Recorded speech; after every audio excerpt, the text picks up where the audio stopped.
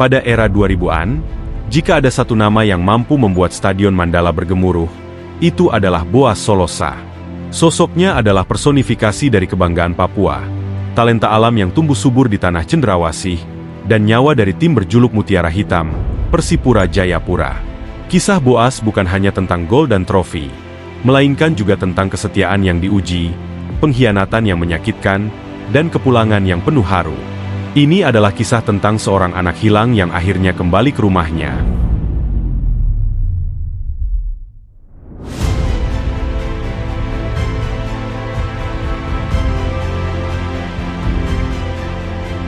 Kisah Boaz bersama Persipura dimulai pada tahun 2005. Boaz, dengan bakat alami yang luar biasa, langsung menjadi idola. Kecepatan, visi bermain, dan tendangan kaki kirinya yang akurat membuatnya menjadi teror bagi setiap pertahanan lawan. Pada musim perdananya, ia langsung mengantarkan Persipura meraih gelar juara Liga Indonesia, sebuah pencapaian yang menandai dimulainya era keemasan tim Mutiara Hitam.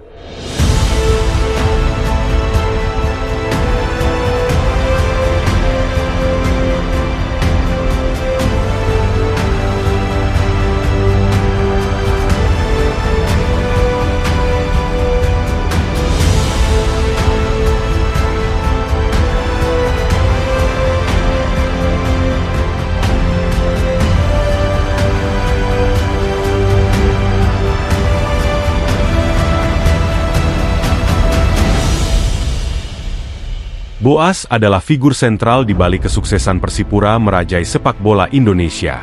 Ia membawa pulang 4 gelar juara Liga, Liga Indonesia 2005, Indonesia Super League, ISL, 2008-2009, 2010-2011, dan 2013. Prestasi ini semakin sempurna dengan torehan individu yang tak kalah gemilang. Ia 3 kali menyabet gelar pencetak gol terbanyak ISL, 2008-2009, 2010-2011, dan 2013, sekaligus 3 gelar pemain terbaik di musim 2009-2010, 2010-2011, dan 2013. Bahkan di Timnas Indonesia, ketajaman Boaz juga teruji, menjadi bukti sahih kehebatannya dalam sejarah sepak bola Indonesia. Boaz mencetak lebih dari 200 gol untuk Persipura, menjadikannya top skor sepanjang masa klub dan salah satu penyerang paling produktif di Liga Indonesia. Namun, kisah heroik Boaz Solosa juga tak lepas dari drama. Ia didepak bersama Tinus Pae dari skuad Persipura pada Liga 1 2021. Keputusan itu mengejutkan dan menggemparkan Jayapura, mengundang amarah dan kekecewaan para pendukung. Bagi mereka, membuang Boaz sama saja dengan mencabut jantung dari tubuh tim. Tanpa sosok kapten andalannya itu, Persipura oleng. Boaz, yang kemudian berlabuh ke Borneo, menyaksikan dari jauh bagaimana Mutiara Hitam berjuang di papan bawah.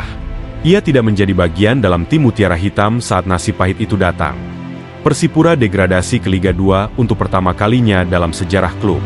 Momen itu adalah tamparan keras bagi seluruh pendukung, dan banyak yang merasa bahwa kepergian Boaz menjadi salah satu penyebab utama kehancuran tim.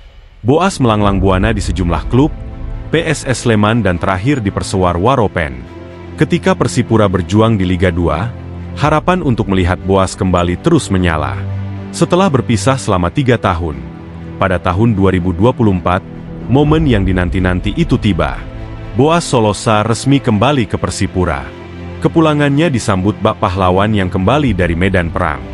Ia datang bukan hanya sebagai pemain, melainkan sebagai mentor, pemimpin, dan simbol kebangkitan. Keputusannya untuk kembali di usia 38 tahun adalah sebuah pernyataan cinta. Ia ingin mengakhiri karirnya di klub yang membesarkan namanya, di mana ia memulai segalanya. Boaz tidak lagi secepat dulu, tetapi ketajamannya, visinya, dan pengaruhnya di ruang ganti tetap tak tergantikan. Kehadirannya memberikan motivasi ekstra bagi para pemain muda. Boaz kini punya misi besar, membawa Mutiara Hitam kembali ke tempat seharusnya, Liga 1. Boaz Solosa adalah sebuah cerita tentang ikatan yang tak bisa diputus. Ia adalah putra sejati Papua, yang cintanya pada Persipura Jayapura tak pernah luntur.